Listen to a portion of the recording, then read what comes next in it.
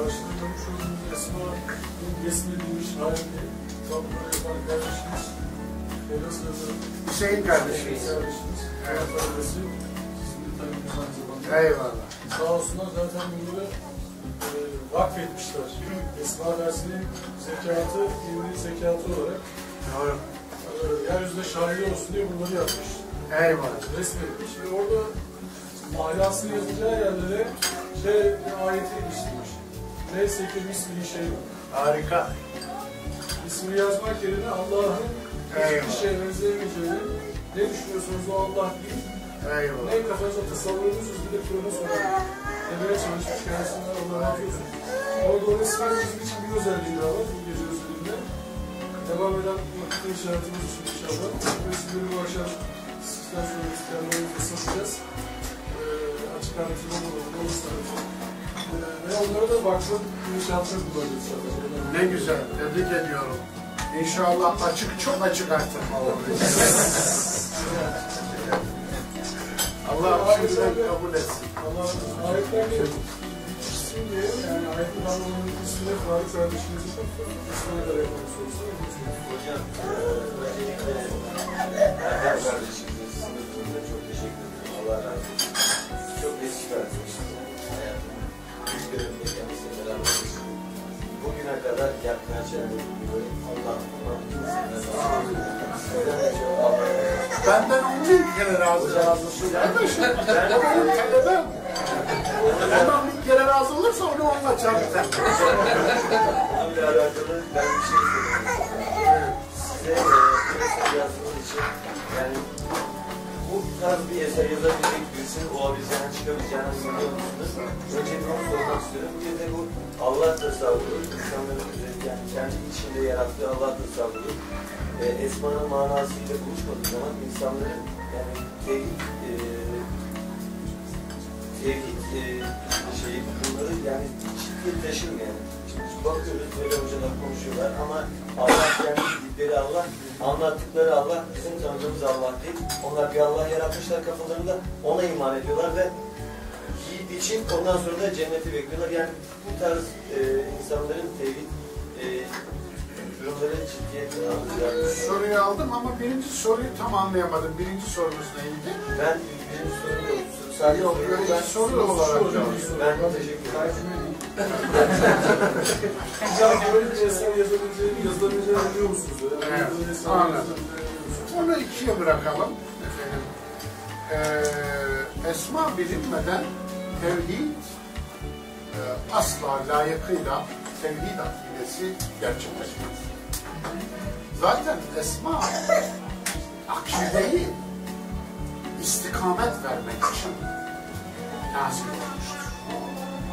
Onun için bugün maalesef Müslümanlar ki buna Müslümanların vaizleri de dahil, maalesef imamlarının çoğu da dahil, ilahiyatçılarının çoğu da dahil. Bugün Allah'ı hakkıyla takdir eden وَمَا قَدَرُ اللّٰهَ حَقَّ قَدْرِ. Bu bir ayet. Allah'ı hakkıyla takdir edemediler. Bugün bakınız,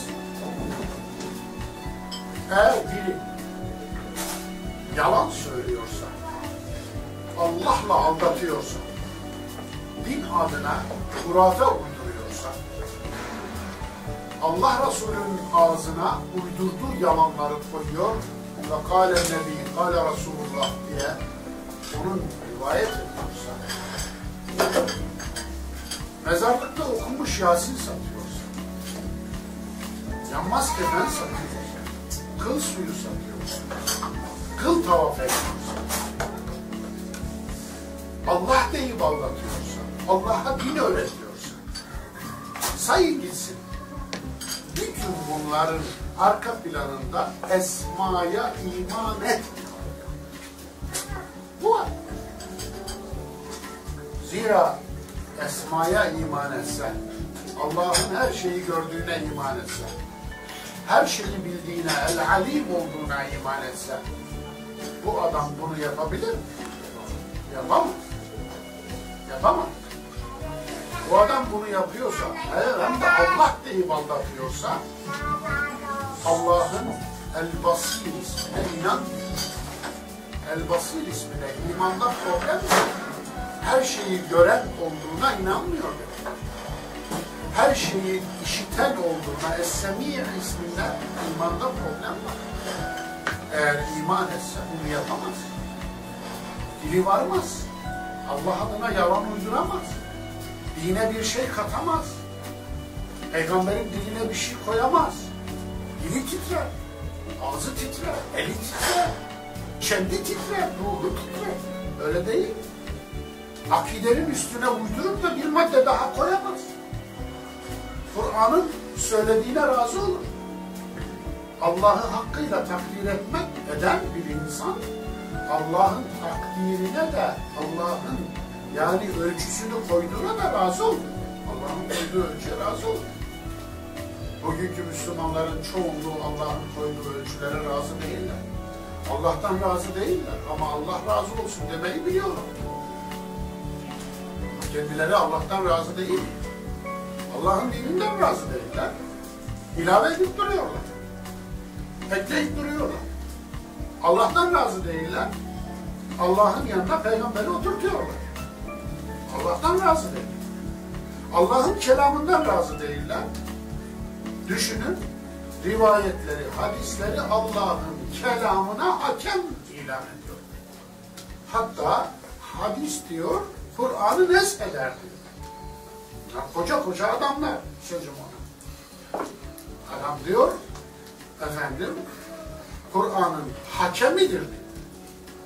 Hakimidir diyor. Anlatabiliyor muyum? Yani Kur'an hadisi yargılayamaz diyor. Fakat hadis Kur'an'ı yargılar diyor. Evet. Yahya bin Ebi Kesir Bunda Süfyan bin Uyeyne'ye ve daha başkalarına varana kadar. Bunlar koca koca adam. Nasıl söyler bunu? Dediğim gibi Esma'ya layıkıyla inanmayınca söyler. Allah'tan razı değiller. Allah'ın koyduğu ölçülerden razı değiller. Bugün televizyonda din anlatan televizyon vaizleri Allah'tan razı değiller. Allah'ın dininden de razı değiller. Bakın, hiç bilmediğim namazlar duyuyorum. Yeni icat edilmiş. Yani taze icat edilmiş namaz. Adam taze kurban icat ediyor ya. Yani düşünün. Efendim, Peygamberimize kurban kesmek için para topluyorlar bazı tarikatlar. Anlatabiliyor muyum? Yani bu geçmişte örneği bilinmemiş bir şey. Efendim, yeni ibadetler ihdas ediyorlar. Geçen bir namaz söyledi biri, demek dedim yani imalat devam ediyor. Bu yeni çıktı. Efendim, eskilerden de yok yani, imalat devam ediyor. Niye devam eder? Şu, aslında bir ruhban sınıfı uyduracaksanız, bir ruhban sınıfı, Hristiyanlar gibi, Yahudiler gibi, Budistler gibi bir ruhban sınıfı peyda edecekseniz ne yaparsınız biliyor musunuz? Uydurursunuz yeni şeyler, onu bilmediğini söylersiniz. Bak sen bilmiyorsun. Sen bilemezsin. Onun için biz biliriz. Dolayısıyla sen bize tabi olacaksın. Yani, ruhban sınıfı iman etmenin yoludur. Bu şeytani bir uyanıklıktır. Onun için tam değil yarım bile tevhid olmaz Esma. Gelelim Esma'yı yazma meselesine. Şahsen Esma'yı yazarken o kadar çok hayal kırıklığına uğradım ki tarih boyunca Beyhaki'den Razi'ye, Gazali'den günümüzde yazılmış Selim Su'nun esmasına kadar tüm esmaları topladım. Libya'da onun için bir esma çıkmış, onu ta Libya'dan getirdim. Düşün. Tüm dünyadan esmaları topladım. 13 ciltlik esmadan 13 kelime istifade edemez mi? Getirdiğime de, okuduğuma da, aldığıma da defektim kuramıyorlar. Defektiflerim kuramıyorlar.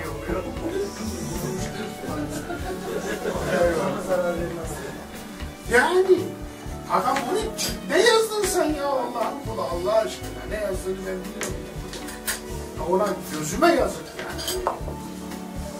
Beyhaki'nin işte efendim Karınca Yayınları diye bir yayın evi de sahtekarca bir kolaj yaptı. 3-5'ini bir araya getirdi. Ondan bir sürü şey yaptı. Efendim, gerçek bir sahtekarlık, kitap sahtekarlığı. Efendim. Yani gördüm hepsini. Maalesef ve maalesef klasik esma yazımımız, esma kitabiyatımız ağzına kadar Kur'an dışılık ve hurafet. Başta esma listeleri. Mevcut esma listeleri okuyan, ezberleyen cennete gider hadisi eşliğinde okunuyor. Düşünebiliyor musun? Yahu 26 isim Kur'an'da var, bu listelerde yok. 26 isim Kur'an'da yok, bu listelerde. Nasıl olabilir? Yani en tipik örneği her zaman veriyorum. Rab ismi unutulur mu ya? Kur'an'da Allah'tan sonra en çok geçen ikinci isimdir. 970 küsür kez geçer. Sen Rabb'ı bu listeye almadıysan neyi aldın? Anlatabiliyor muyum? Öyle isimler koymuşlar ki El-Bas, El-Kabız, Allah'ın yani kabız diye ismi var. Bir isim mi? Evet. Yani böyle bir isim var mı Kur'an'da? Yok. Yakbidu. Er-Rizka. Anlatabiliyor muyum? Yani fiil var ve rızkı daraltır. Ama fiil var. Yakbidu'dan kabız diye bir isim çıkar. Nasıl bir şeyimiz var, ilkesizliğimiz var? Aynen. Usul yok. Usulleri yok. O zaman her efali hüsnadan bir esma-i hüsna üretin. Dürüst olun. Usulünüze uyun, usul koyun. Allah'a nispetle, isnatla kullanılan Kur'an'daki her fiilden, eylemden isim türetin o zaman.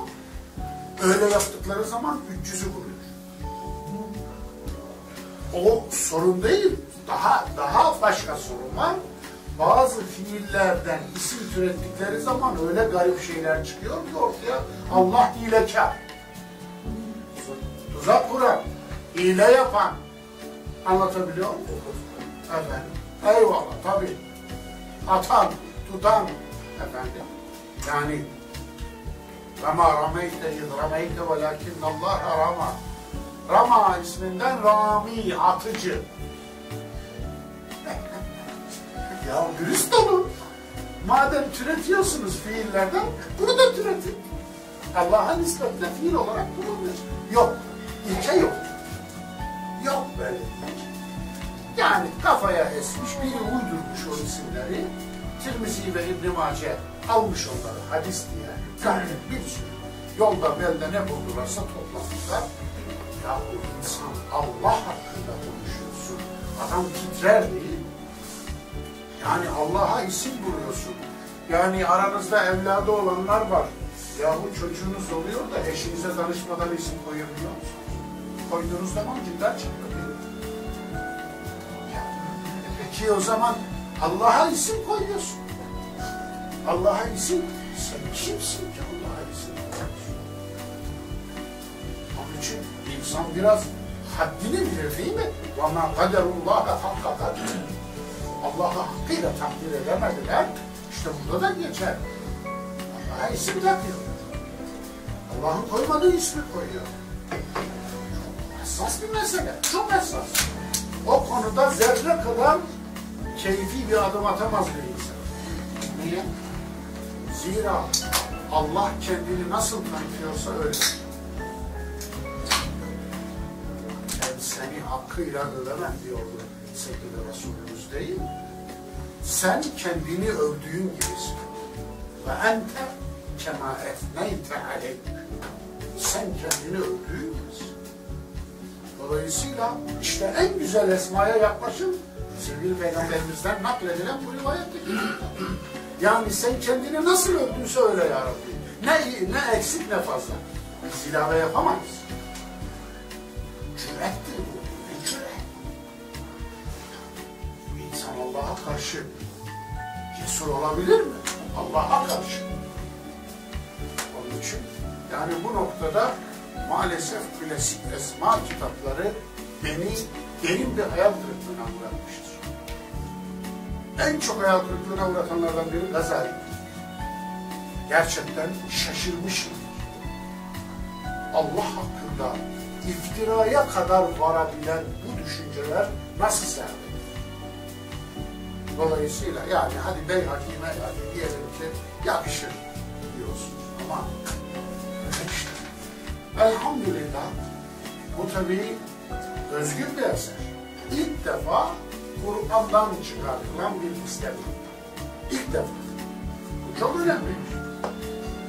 İlk defa olan ikinci hususiyet var, usulü olan bir eser. İlk defa olan üçüncü bir özellik var, nüzul sırasına göre eser. Çok önemli. Nüzul sırası. Esma-i Hüsna'nın 3. cildinin sonunda bir cetvel var, Esma cetveli. Bir ay uğraştım o cetvel. Bir ay. 2 baskıda unutmuşlar, koymamışlar. Nasıl olduysa efendim, 2 gündür çocuklara hesap soruyorum. Bana bunun hesabını verin. Efendim. Şükür ki var. Efendim, evet. Yanımda size vurmamış. Yani Esma'nın beyni gitmiş. Çünkü orada ayet indeksi var. İsim indeksi var ve kelime indeksi var. Asıl orada Esma haritası var. Çok önemli. O Esma haritasını lütfen açın arasına. Medeni isimlere bakın. Bazı isimler sadece Medine'dedir. Mekke'de hiç gelmez. Bazı isimler sadece Mekke'dedir, Medine'de hiç gelmez. Neden acaba? Bu çok önemli.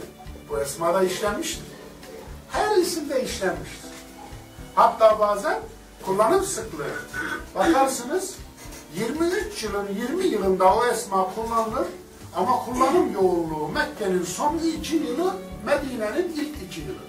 Çok ilginç. Neden sorusu orada sorulur. Ve o neden sorusuna makul cevaplar bulmak durumundasınız. O soruyu sorduğunuzda o makul cevap bulursunuz. O dönemle alakalıdır. O dönemde. O zor dönemde. O zor dönemde bu esma öyle bir ip olmuş ki kuyudaki Yusuf'u çıkaran ip oldu. Onun için sizin bizim için de geçerli bu. Hepimizin başına böyle bir dönem gelebilir. Öyle değil. Yani memleketinizde bir karış yeriniz yok. Gidecek de yeriniz yok. Gerçekten garipsiniz. Yeryüzü. Olanca genişliğine rağmen yeryüzü size dar gelir. Alın işte o esma. O esma üzerinden Rabbinizle iletişim. Eyvallah. Dolayısıyla bunun da bu da özelliğidir benim esmanın. Ve bunlar gerçekten daha önce veya günümüzde rastlamadığım şey. Çok güvendiğim efendim Esed'in tercümanlarından, mütercimlerinden ve redaktörü bir entelektüel var. Gerçekten derin bir entelektüel. Esma'yı okuduktan sonra haber göndermiş. Hoca 500 yıl kimseye esma yazma hakkını tanımamış. Bundan sonra 500 yıl kimse bir üstüne esma yazamaz diye. Yani tabii öyle olur mu olmaz mı bilmiyorum. Ama güvendiğim bir entelektüelin, bu işlerden çok iyi anlayan bir Müslüman entelektüelin bu görüşü kulağıma geldiğinde doğrusu sevinmiştim. Efendim, yani kendi kanaatlerimi pekiştirmiştim. Elhamdülillah. Bu anlamda Esma gibi bir esere imza attığım için Allah'a ne kadar şükretsem o benim şaheserim şimdilik. Eğer daha iyilerini yazmasın. Eyvallah. Esma'yı okumak aslında birazdan kozmolojiye bakmak, biyolojiye bakmak, astrolojiye bakmak. Bunların hepsiyle beraber felsefi akımların alanlarına girip onlardan İslam'ı nasıl etkiler, İslam'ı düşünceleri nasıl etkilerdiğini, İslam'ı düşünceleri nasıl tarih atılmış bir kitabı görmek, İsrailiyatı, dinleri olan tarihini görmek Esma'yı okumak aynı zamanda insanı okumak, insani ilişkileri ortaya koyuyor. Aslında bir videomuz daha var ama hocam siz bizden ne görüyorsunuz? Estağfurullah. Bir Cihan'ın bize bizim böyle olarak gözüken anlamızda bir tane sorusu yapmış. Kişisel gelişimler. O sorulara geçmeden bu sözünüz üzerine bir ilave yapmaya müsaade ederseniz ilave yapayım. Aslında Esma'da İslam tarihinde bölünmüş olan dini ilimler ve dini olmayan ilimler, haksız bir ayrıntı. Evet, dini ilimler, beşeri ilimler veya insani ilimler, fenli ilimler vesaire gibi. Bu ayrımı Esma üstünü çizmiştir. Bu haksız ayrımın kainattaki tüm ilimlerin aslında hepsinin Allah'tan neşet ettiğini gösteren bir usule sahiptir Esma. Onun için orada sadece dini ilimler olan tefsir, hadis, kelam, siyer ve diğerlerini görmezsiniz. Aynı zamanda orada fizik, biyoloji, matematik, kimya ve diğer ilimleri de görürsünüz. Onları görmek için Nietzsche'yi görmek farklı bir şey oluyor. O tabii. O da artısı. Nietzsche'yi görmek, İbn Arabi'yi görmek. Onları görmek daha farklı. Aynen. O da Esma'nın hediyesi, bonusu. Aynen.